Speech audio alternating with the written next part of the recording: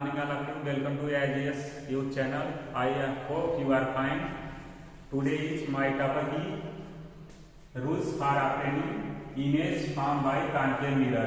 आपका concave mirror का image कैसे फॉर्म होता है, हाँ इसका हम लोग नियम जानेंगे। इसके सबसे पहले जानेंगे कि इमेज कैसे फॉर्म होता है। इमेज फॉर्म होने के लिए कम से कम आपको एटलीस्ट 2 जो आपको रे होती है उनका इंटरसेक्ट होना आवश्यक होता है या मिलती हुई प्रतीत होना आवश्यक है। The image is found at that point where at least 2 reflected ray intersect और अपीयर टू इंटरसेक्ट। या तो आपका वो इंटरसेक्ट जो लाइंस हैं आपका रिफ्लेक्टेड रे हैं आपको मिलती हुई प्रतीत होंगी या तो एक्चुअल में मिलेंगे। उससे आपका क्या होगा, आपका इमेज फॉर्म होगा। इमेज फॉर्म होगा। इसके बाद आपका है कॉन्केव मिरर। कॉन्केव मिरर जो आपका दर्पण होता है उसके इमेज फॉर्मेशन होने के लिए कुछ रूल्स होते हैं। इसके बारे में हम आपको बता रहे हैं। इसलिए आपको बेसिक आपको 4 रूल्स होते हैं आपको इमेज फॉर्म होने के लिए। फर्स्ट रूल है a ray of light which parallel to the principal axis of a concave mirror passes through its focus after reflection from the mirror।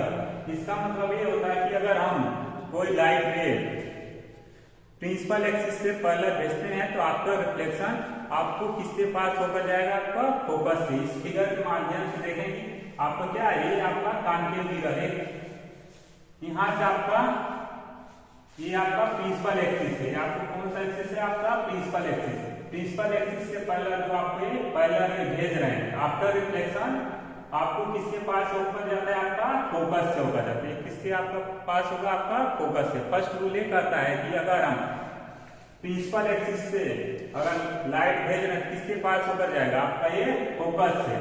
Second आपका रूल है a ray of light passes through the center of curvature of a concave mirror is reflected back along the same path।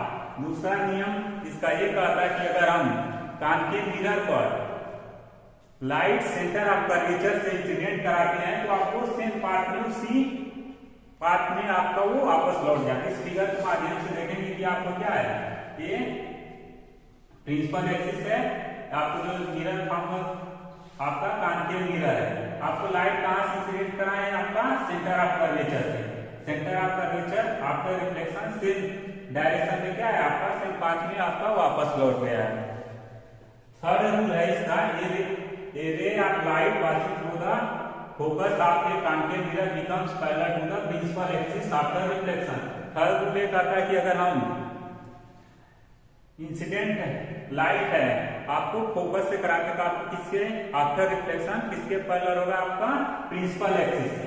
इस figure के माध्यम से देखेंगे आपको जो light है, लाइट रे हम कहां पर इंसिडेंट कराएं, आपका फोकस से।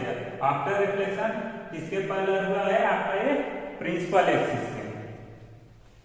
इसके बाद आपका फोर्थ रूल है कि आपका ये ray of light is incident at the pole of a concave mirror is reflected back making the same angle with the principal axis। आपका ये जो कॉन्केव मिरर पर अगर हम पोल पर लाइट इंसिडेंट कराते हैं तो आपका जितना एंगल रिफ्लेक्टेड बैक होगा आपका इक्वल एंगल फॉर्म होगा। ये आपको क्या स्मॉल आई है, दूसरा आपका यहाँ से लाइट इंसिडेंट कराएंगे जो आपका इस पॉइंट पर पोल पर इंसिडेंट हुआ है और प्रिंसिपल एक्सिस के बीच में आपको एक एंगल फॉर्म हुआ, उसे हम लोग आई डिनोट करते हैं स्मॉल आई से। दूसरा आपका प्रिंसिपल एक्सिस और यहाँ रिफ्लेक्टेड रे के बीच में आपका एंगल फॉर्म उसे हम लोग स्मॉल आई से डिनोट करते हैं। ये दोनों एंगल क्या होते हैं, आपका इक्वल होते हैं। आई होप आपको ये समझ में आया होगा।